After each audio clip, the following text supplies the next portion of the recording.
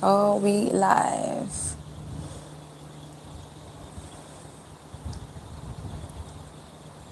Hi guys. So it is Thursday the 8th of Thursday the 8th of May 2025, and this is another Ask T live Q&A. I hope you guys are good. If you're watching the replay, I hope you're good. Let me know in the comments how you are. How is your May going so far? How's 2025 going? And if you've started your season, your track and field season, how is it going? Let me know in the comments. So what I'm going to do today is answer some questions. I've got some questions here on my Remarkable. You guys have either asked them in a video, you've asked them in the comments of a live video, you've emailed me, you've messaged me on my website, you've DM'd me on Instagram or whatever. So many ways that you can get in contact to leave a question. But I'm going to answer the ones that I have. If you have any questions while you're on the live, then you can leave them in the comment section and I will try and answer those as we go through.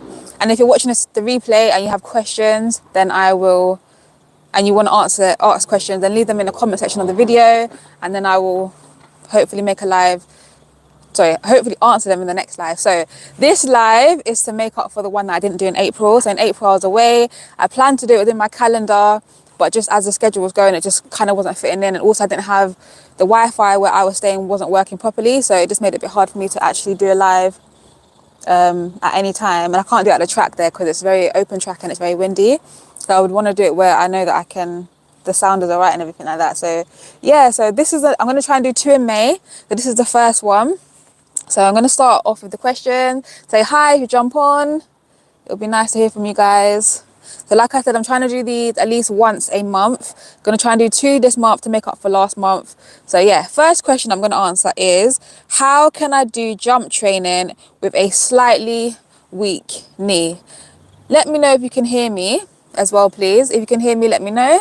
So how can you do jump training with a slightly weak knee? So I think I spoke in the last video, we were talking about jump training and its benefits. So if you haven't checked out that live, check it out.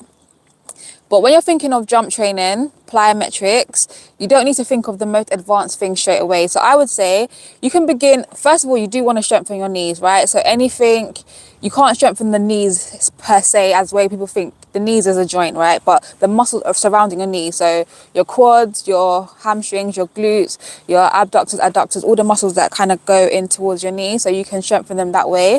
One of my favorite exercises that I think can benefit strengthening your knees is starting off with a single leg eccentric squat. So you wouldn't be able to necessarily do a single leg squat straight away, but one of the ways you can do that, so I'm looking over because I'm outside, I'm looking over there, but you can, if you have a TRX, it's one of those suspension trainers, you can hold on to this if you're not able to do it without support, right? But what you would do is one leg, lowering yourself. Imagine you have a seat behind you. Yeah, you would lower yourself down to the box, trying to keep your knee straight over your knee. So if I was doing it forward, trying to keep your knee in line with, I forgot I got a mic. Put your knee in line with your foot, lower yourself down to the box, and then stand up with 2 feet. Same on the other leg, lower yourself down slowly, and then stand up with 2 feet. Once you can do that, then you will try to do, if you can do one leg down, 2 legs up, then you can try, once you get good at that, then you can try maybe 1 leg down and 1 leg up. Like I said, you can use a TRX to support you. That's a strength exercise, right? But in terms of jump training, which is the question, I think starting with something like skipping. Skipping is plyometric, but it's kind of a bit more low level. So skipping in terms of not skipping with a rope, but skipping like you're, in the playground skipping. So skipping forward. Skipping is actually a good way to begin to train your body to react off of the ground, be aware of what your body's doing. It gets your blood pumping, your body, the muscles, the blood circulating through your body, and it's kind of a bit more intense, right? But it's low level plyometric wise, but it's a good way to begin. I think anything where you don't necessarily have continuous jumps initially, so for example, a very low box jump, or stepping down from a box, what we call a depth jump, you lower yourself down let me move back so you can see me. You lower yourself down from a box, lower yourself down from a box and land, yeah? Lower yourself down from a box and land. I don't have a box, so it's very hard. So imagine I jump from a box, down, land. Whenever you land, make sure that your feet are in line with your knees, yeah? Engage your core, and then stand up and then do it again. But you can start off with low height box jumps and low height depth jumps. So that will be double-legged. But in terms of single leg, you can always also try like hopping on a spot at the beginning. If you can't hop, a lot of people can't actually hop, then you can, if you have any resistance band, the big thick ones, you can use that to help you jump with 2 legs and then with 1 leg. I think they're the really good ways to begin. So skipping, low height depth jumps, low height box jumps. I'm thinking I might make a video about plyometrics for beginners. I do have a couple of videos about plyometrics, but I'm going to see if I can make a video about plyometrics. But skipping, so skipping is literally skipping. Yeah, like I said, that's what I mean by skipping. And then trying something like skips for height, skips for distance. Yeah, so trying to go as high as you can, trying to go as far forward as you can. Those are good ways to begin plyometrics. And like I said, low height box jumps, low height depth jumps, right? And strengthening your knees in the meantime. So those are going to help begin to strengthen the muscles anyway, plyometrically as well. But the single leg eccentric squat that I told you about, that's good. If you have problems with like your back and your knees, if you use a leg press machine, one of the reasons this is good is because it allows you to kind of isolate your body. But you're not having to have the bar on your back, so you're having to focus on engaging your core and everything like that as well. You can kind of just focus on what your leg's doing. And again, always making sure your knee, it stays in line. Don't allow your knee to go inwards, which is what happens with a lot of people. So if you're on a leg press machine and you're doing like leg press, double leg press, also try and single leg press, because that's where you can see if you have any imbalances. And I think that's actually a good point to talk about. I've got another question that did ask me that actually, which is how important is it to train your non-dominant leg in sprinting? What are the benefits of doing this? How do you train this? So imbalances, obviously, I think the person asking me this question plays tennis and was talking about how one side can become more dominant. Obviously in sprinting, you use both legs, right? So apart from, let's say when you start, you might have one leg forward. So everyone has a stronger side. It just is the fact. You have a stronger leg or stronger arm, whatever, right? Hello, good to see you. I haven't seen you for ages. How are you? Grace and peace to you as well. But yeah, so apart from let's say when you start, you use them both legs when you sprint, right? So really and truly, it's very important to make sure that you train your non-dominant leg, because when you have imbalance in sprinting, like for example, when I came back to track and field after having 2 complete years out in terms of training, and then it was 4 years by the time I competed out, right?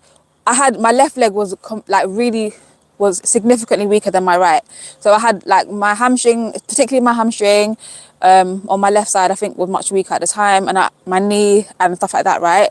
So I had to do a lot of work to get it to the place where it is now. Now to think about what I can do with my hamstring, say, what I can do with my leg is completely different to where I was when I came back to the sport. But when I did have those imbalances like that, even when I ran, you could see it was this movement. It looked like this a lot of time, yeah? And so it may not look that drastic for you if you don't train your dominant leg, non-dominant leg. However, let's say you put a lot of power in your right, boom, then your left leg is weak, you'll collapse. So every time you take a step with the other leg, you lose the power every time. Every power that you're putting in, you're kind of losing it and absorbing it. So if you're not able to work on those imbalances, you're welcome. Just moved to a new apartment. Praise the Lord, fighting for money now. Hope you are doing great as well. Oh, glad to hear you moved into a new apartment. And I'm just looking at the questions, the comments. Fighting for money now, for the money now. How are you? Hope you're doing great as well. Yeah, glad to hear that you moved into a new apartment, and just praying that you're able to get the finances that you need as well. But yeah, I'm okay. I'm well. In terms of, I'm over 50 and want to start running. How do I know which leg is dominant? Okay, so let me just quickly answer Mohit. So how am I? Let me just finish this question and I'll say how I am. So talking about the dominant, the having to train your non-dominant leg. Yeah, how do you train this? That's a question. And I've got another question here that's saying I'm over 50. I want to start running. How do I know which leg is dominant? So as I was saying, so in terms of is it important? Yes, it's very important. Basically, the point I'm making is if you put more power on one side, the other side can't compensate or do the same, you will have this power. And basically, what you could run, you'll always not run as fast as you could. Simple terms, right? Now, how do you train this? That's why I spoke about a bit earlier, single leg stuff. In terms of gym work, single leg. A lot of times we just do double leg, double leg, double leg. Single leg lets you see if there's any imbalances and helps you to work on those. If that means you need to do a couple of more reps on one side until it gets stronger, you do that, right? Same thing, plyometrics. Yes, we do double leg, but we also need to do single leg work. So skipping, single leg jump, single leg bounds, all those kind of things we do. Obviously, if you sprint anyway, you're going to use both legs, but in terms of strengthening it, those are some of the things that you might do. If you see a specific thing, then you've seen like a physio, an osteo, and they're giving you like specific work to work on like your hip or your knee or whatever, continue to do those. A lot of people do their rehab stuff, and then once they're fine, they just don't do it anymore. But sometimes it's actually continuing to do those things can help you as well. So those are some of the ways, but including single leg work into your training if you haven't implemented single leg work in there in terms of gym work. And then like I said, obviously in terms of like on the track running wise, you're going to use both legs, but it's paying attention to even like your biomechanics, so how you move. So sometimes you might notice, oh, when I do something my right knee goes in, or you know, my right arm swings outwards, so that's affecting, making me twist more to one side. So it's just paying attention. So if you're by yourself, you don't have a coach, film yourself from the front, from the side, from different angles, so you get a picture of yourself like from different angles to see if you're doing anything that is kind of throwing you off balance in that way. But a lot of times, I think a simple thing might be, in terms of you trying to figure out what's your dominant leg, if you think about, if you're going to kick a ball, which leg would you kick with? Or if you do a falling test, where you kind of fall, which leg do you put out?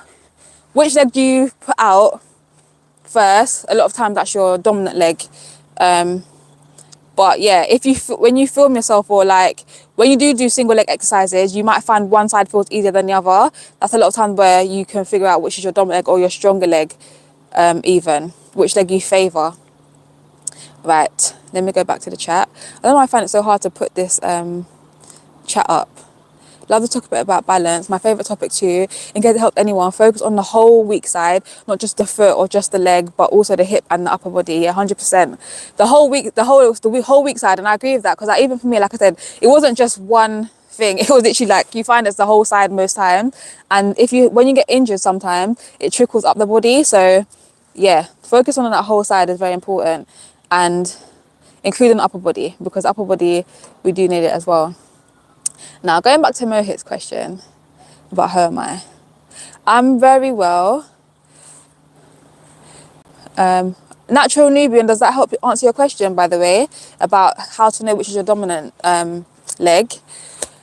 I'm very well. I just came back from Antigua last week, actually. Yeah, it's Friday. No, it's not Friday today. It's Thursday. I've been back for a week. I had a great trip. It was amazing. I praise the Lord. Yeah, it was fun. Got to spend time with family, with friends. The food was great. The sunshine was amazing. Training was just okay. I would have loved it to be better. That's the only thing that I'm coming back that I'm a little bit upset about, in terms of my Achilles began to flare up quite a bit, which was a little bit frustrating, because I felt like I'm in great shape. For 2025, like I've been saying really great numbers on the clock, and like the last couple of weeks, because my Achilles has kind of started to flare up, just not at the same place. So that's why I was going to open up my season this weekend, but I've decided not to, because I don't want to perform under par. So I'm just going to take the time. Thankfully, it's still early in the season, so I can take the time and just allow my Achilles to recover a little bit, because I can still do most things, but it's when I'm in spikes a lot and running fast a lot, it starts to get really irritated. So just taking it back a little bit, take a little bit of time, and then by God's grace be able to open up my season a little bit later, maybe the end of this month or maybe beginning of June, we'll see. But yeah, want to get back to kind of where I was from January to March. So yeah, but other than that, I am well, praise the Lord, and I'm glad you guys are on here with me. Natural Nubian, I'm glad that answers your question, and thank you, Mohit, I really appreciate that. Right, so let me answer the next question. So, do you think they should change the V35 to V40, because 35 to 39 is still kind of young? Interesting question. Right, I'm going to ask you lot. What do you think? Put it in the comments. So what he's talking about, this person, I think it's a he that asked me, Right, so basically when it comes to athletics, there's age groups. So up until there's obviously age groups like, I'll say what the UK current is because it's going to change, but in terms of in the world. So let me just say, for example, when you turn 20, the year that you turn 20, you're officially a senior. I'll do that because there's a under 23 category in Europe, right? But you're officially a senior the year that you turn 20, unless there's a competition for under 23s, right? But technically speaking, underneath that you've got different age groups. So it might be like under 18 or under 17 or under 15 or whatever the age group is, right? Depending on which system or which country, whatever. But under 20, so you're junior. And below that, you're a junior and a youth below that. But when the year that you turn 20, you're a senior athlete, and then you're senior athlete until you're 34. So the year that you turn 35, which for me is this year, the year that you turn 35, you become a masters athlete. So you go into the person saying the V35, that's what I'm talking about. So veteran, now it's called masters, a masters category. And then they have the age groups are like every 5 years. So when let's say you're a woman, W35, for women aged 35 to 39, they're in that category. The year you turn 40, you go into the next category. So that would be the W40. And then for men, it's M the same. So it goes every 5 years. So like 35, 40, 45, 50, 55, like that, all the way to 100, yeah? So they're basically asking, do you think that you should be a masters athlete? Do you think they should change it? So should you be a masters athlete at 35 or should you be a masters athlete at 40? What do you lot think? So I'll say what I think, and let me hear what you guys think. So personally, like if it's a personal question in terms of like for me personally, I really don't mind. Like it's nice to, yeah, I like the fact that I'm grateful for the fact that I'm 35 and still in really good shape, still able to compete even with the youngsters, and still potentially, I know that I feel like I still haven't reached my potential, right? So, but then again, being 35 and now having the whole masters category gives you opportunity to be able to compete in, let's say, internationally again, if you haven't been able to do that, or, you know. So in terms of personally, I don't really mind. I don't really mind because I guess I've done the sport for such a long time. But I think having it at 35, if I think realistically, for most people that are 35, they're either they've never been in a sport. Yeah, I think it depends on the athlete as well. You've not been in a sport, like 35, and they're thinking, oh, it gives, like I said, it gives that opportunity to be very competitive where you might not get to. If you go to a senior competition, let's say, depending on where you live, it's going to be more competitive, and you're running against young athletes, it can be very challenging or even disheartening. Whereas if you've got your own category, it makes it very competitive, makes it exciting. So I think for people that have never done the sport or are new to the sport or like taking it up late, I think it's a good thing to have the masters from 35, because realistically, if you're not an athlete and if you're not into sport, it's very easy to slip like from 25 to 35, to be honest, in terms of like your fitness. It can just go downhill. Like when you're in your 20s, it can just stay because you're young, and then you get into your 30s and then things have changed for people like drastically, right? So having a 35 category, so someone's 30, they're like, right, I've only got like a few years before I can start competing with, like,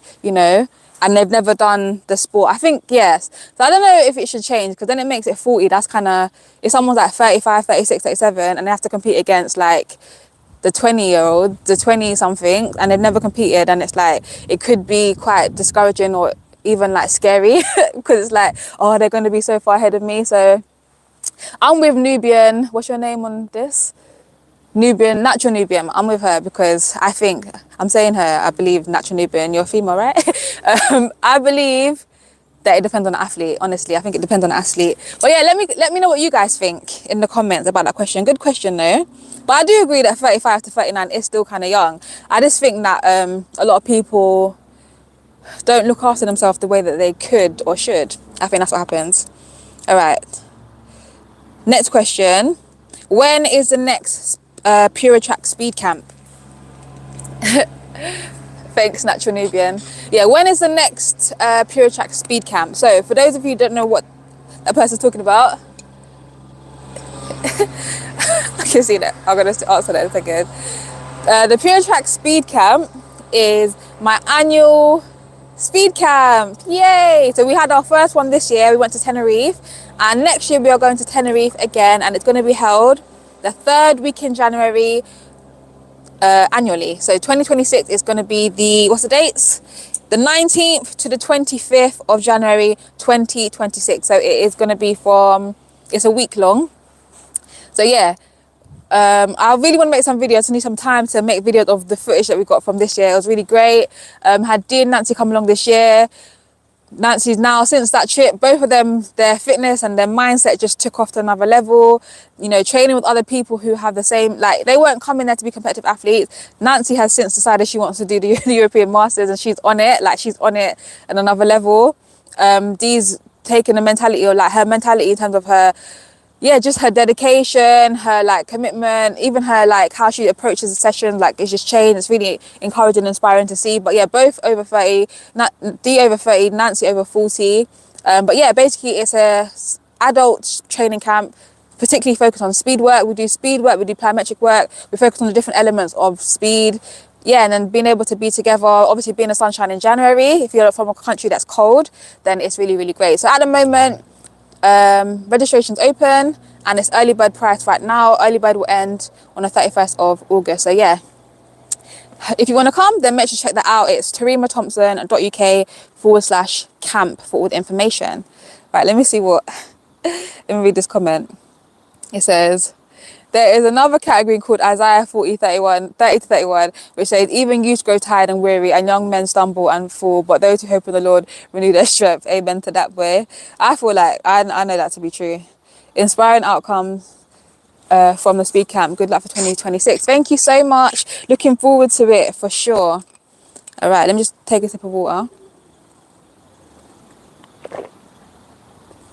Right, so are any of you guys competing this year? Are you planning to compete this year? And how is your training going? Let me know.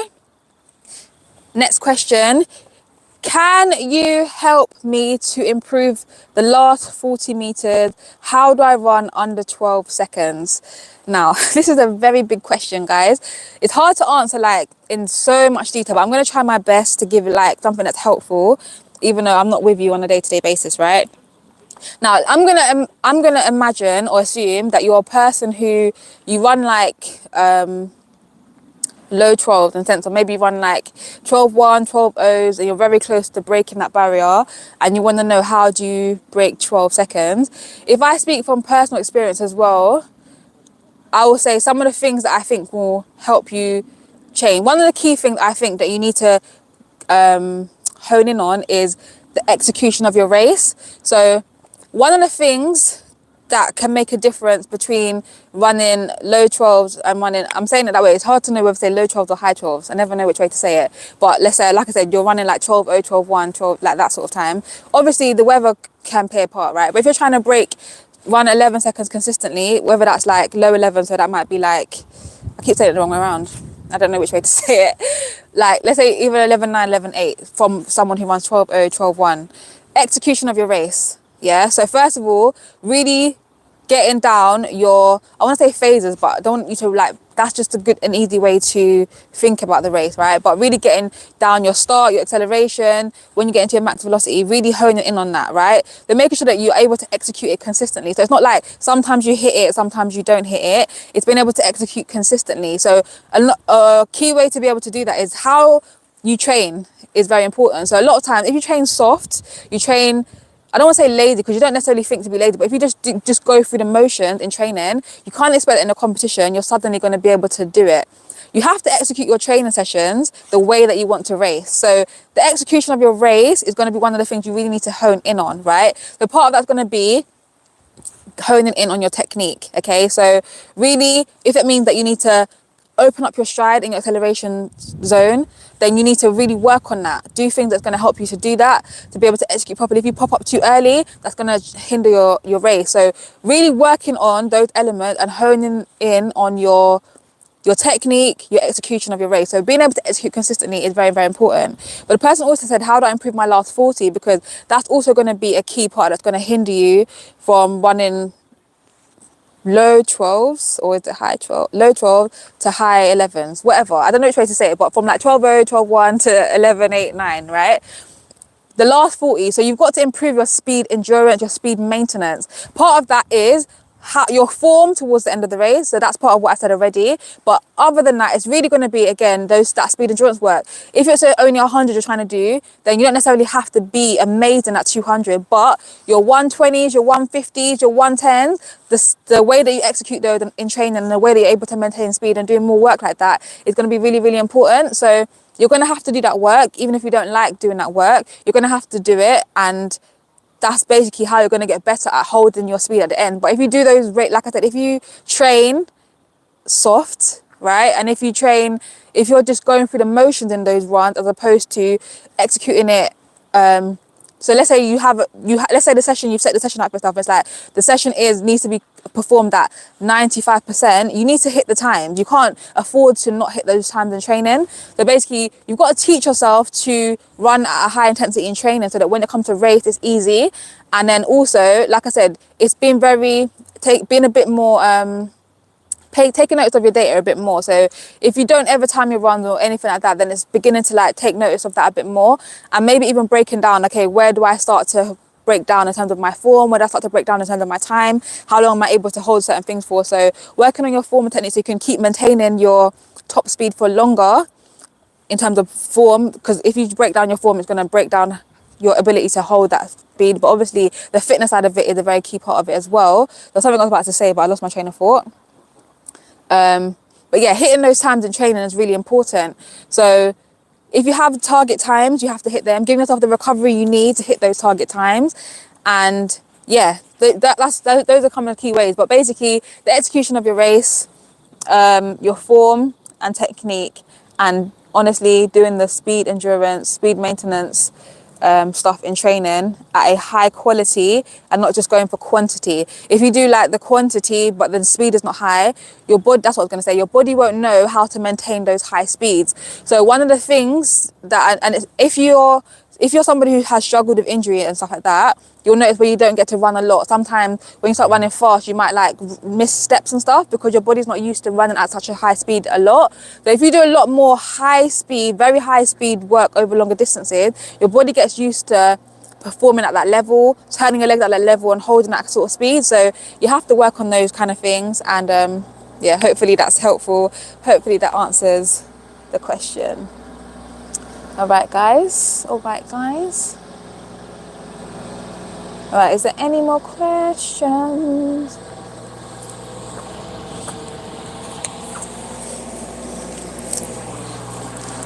All right, so if you made it to the end, I want you to put one word in the comments that say one word that described your 2025 so far. I was gonna say blessed, but it's a bit generic, but that's what I feel like saying. I'm gonna say grace filled. That's a double barrel word, grace filled. So one word that's described your 2025 so far.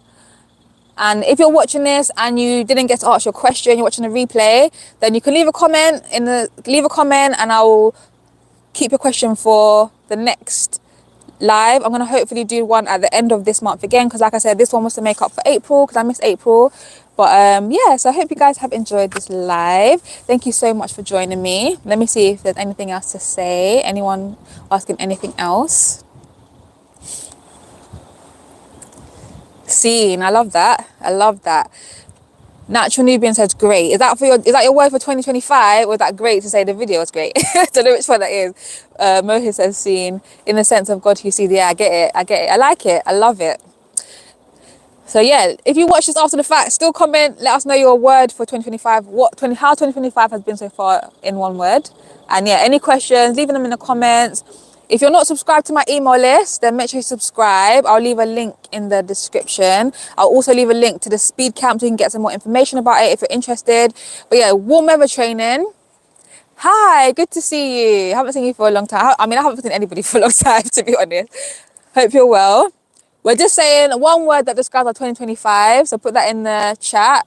But yeah, I'll leave a link to my email list so you can subscribe to that. I'll leave a link for the camp so you can get a bit more information about that if you're interested. But yeah, let me just say the benefits of warm weather training. Maybe for someone who's like, what is the purpose of warm weather training? So in general, elite athletes will go on a training camp for different reasons. So a lot of times, especially if you live on Europe side of the world, it can be very cold for like half of the year. It can be cold for half of the year, and especially like if you're a sprinter, if you're a jumper, a lot of athletics events are very like explosive, and your muscles will operate a lot better when it's warm. In a warmer climate, it's easier to warm up.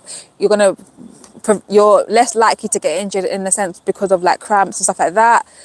2025 has been a very interesting and different year for me. In what way? In what way? Is that good? Good in a good way, or is it in another way? So yeah, going away on a camp allows you to, first of all, warm weather. We say warm weather training because it allows you to be in the warm weather and all the benefits that come with that. Like I said, your body's naturally warmer. You're able to warm up better. You're able to feel a bit more elastic and explosive because you're warmer. All of that good stuff. Also, for those athletes who, obviously for an elite athlete who may be sponsored or whatever, they do this multiple times a year or for like many months. If you're an athlete who works or studies alongside your training, then having a training camp also allows you to have that, what's it called? What's the word I'm looking for? I can't remember the word I'm looking for, but you have that exclusive time just to train, isn't it? You have that time to solely focus on training, to kind of almost retreat away from everything else and be able to train. And then obviously going on a camp like the Pure Track Speed Camp, if you train by yourself, you get to train with other people, which is something that you don't get to do on a normal basis. You get to have obviously coaching feedback, coaching input. Being around other like-minded people, it's that morale, isn't it? There's the whole like being able to focus on specific elements that you may not get to focus on otherwise. And yeah, it's a mini holiday. It's a mini holiday in January. So those are just some things that are the reasons. But yeah, you don't have to be a competitive athlete, and you can be someone that's into, I would advise that you have some level of fitness, right? But you don't have to be someone who wants to compete. You can be someone who just enjoys sprinting, wants to use sprinting as a method of fitness, but you also may be able to be somebody who enjoys, who wants to compete, because we will still train. You enjoy training like an athlete, basically, right?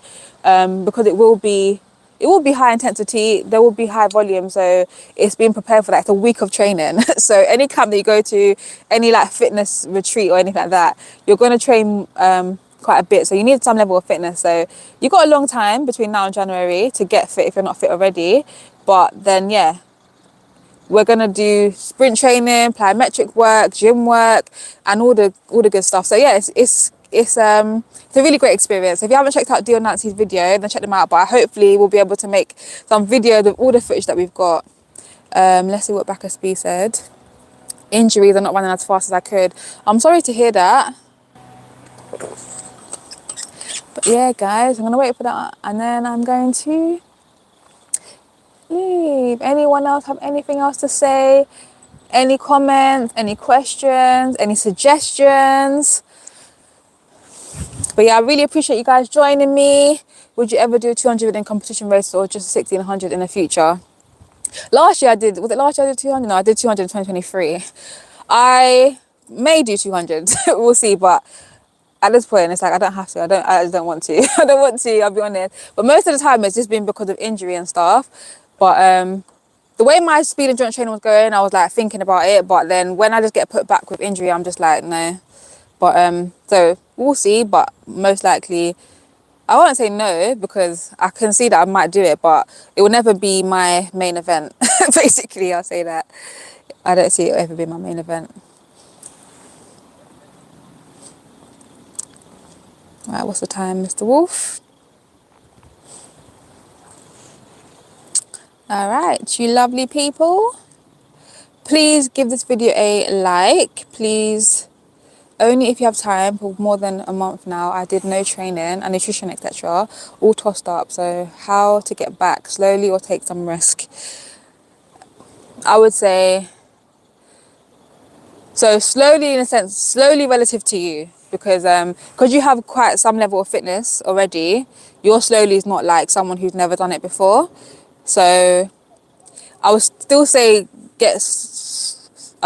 slowly in terms of gradually, but obviously that's relative to you, because I don't know like what your mileage was before, anything like that per se, but I wouldn't go back to exactly where you last finished, but I would just build it up again. So if I just say by days, for example, if you was doing maybe like every other day initially, for example, and then it's like, okay, do a couple of weeks of that, it's like, okay, cool, my body's responding all right, then I can add the day or whatever, just as a basic example. So get back into it, because you're like, your fitness is quite high. I wouldn't say, because the only problem with what's it called, doing too much too quickly is just the risk of injury more so than anything else. So yeah, just ease yourself back into it, but not to a beginner's standard of easing yourself back into it. Easing yourself back into it, you know what that is for yourself. So I just said the days thing because I don't really know like your whole training schedule. But yeah, just be wise. Just use wisdom.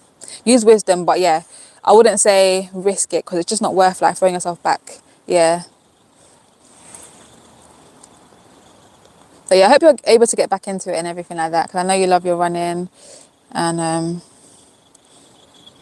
yeah. All right, guys. I really appreciate you guys all being here.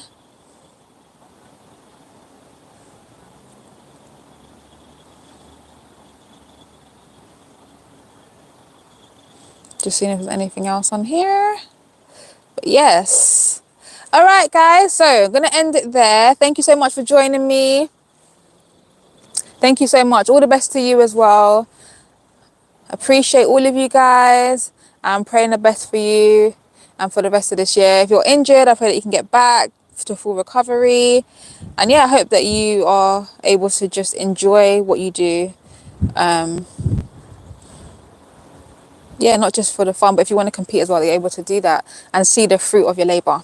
So yes, guys, appreciate you. Thanks for joining me, and I'll hopefully see you on the next one. Have an amazing Thursday, and I'll see you in a couple of weeks by God's grace. Bye, guys.